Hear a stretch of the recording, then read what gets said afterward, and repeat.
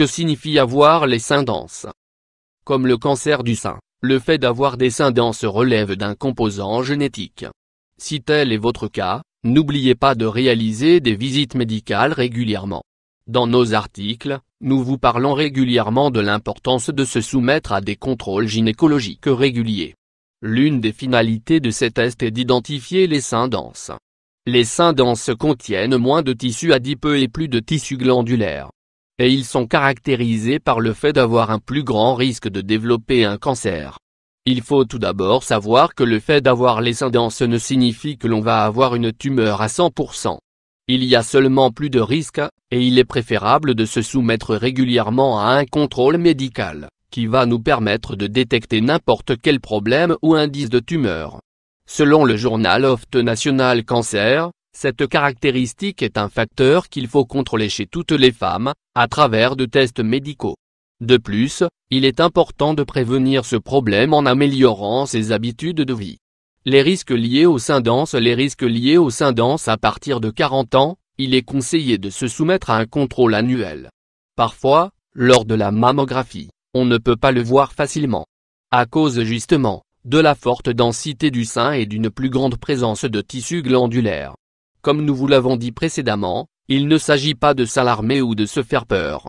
Mais il faut être prudent et suivre chaque règle afin de contrôler à tout moment la santé de nos seins.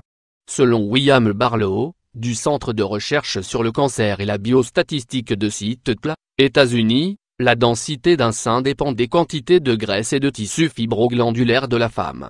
Quand nous sommes jeunes, les seins sont beaucoup plus fibreux. Mais, au fur et à mesure que nous grandissons, le tissu gras remplace le tissu fibroglandulaire. Il faut donc se soumettre à davantage de contrôles. Il faut également souligner le fait qu'avoir des seins denses rend plus difficile l'identification d'une possible tumeur dans l'un d'entre eux.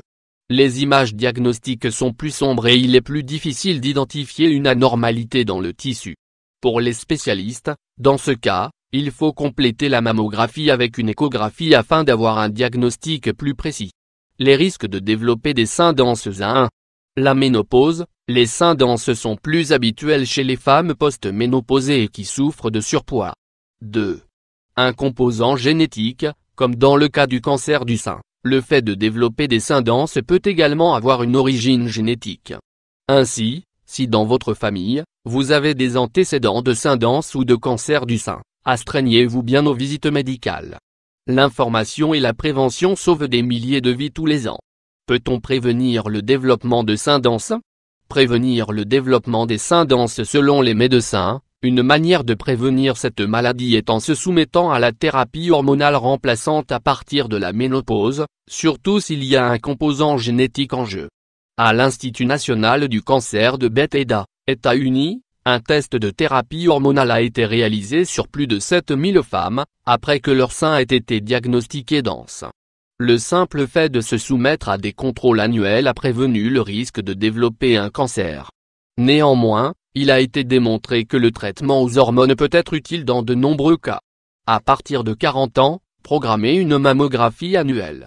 Si vous avez des antécédents familiaux, faites des visites plus fréquentes chez votre médecin pour contrôler et prévenir. N'oubliez pas vos antécédents familiaux.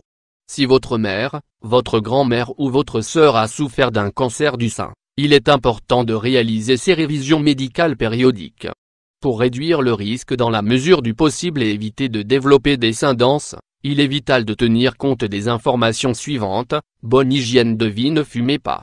Évitez le surpoids, et surtout lorsque vous arrivez à la ménopause. Évitez la nourriture trop riche en graisse, en sucre blanc, en farine et raffinée et en sel. Ces aliments nous enflamment et sont des produits toxiques très dangereux pour notre organisme. Consommez des fruits et des légumes frais, surtout crus. Évitez aussi les jus des supermarchés. Choisissez une pomme pour votre petit déjeuner plutôt qu'une tartine grillée à la confiture. Consommez des aliments crus. Évitez les plats préparés. N'oubliez pas que le mieux est de se programmer 5 repas quotidiens. Et de ne pas manger à l'excès lors du déjeuner ou du dîner. Buvez de l'eau en abondance. Les exercices physiques quotidiens sont fondamentaux pour réduire le risque de seins denses. Marchez tous les jours pendant une demi-heure et pratiquez des exercices aérobiques. Tenez compte du fait qu'en plus de se soumettre à des tests diagnostiques comme l'IRM, le test d'imagerie par résonance magnétique, il est important de le compléter avec des échographies. Si vous avez les seins denses, ce test est plus sûr pour identifier les possibles tumeurs. N'oubliez pas que la prévention est toujours le plus important.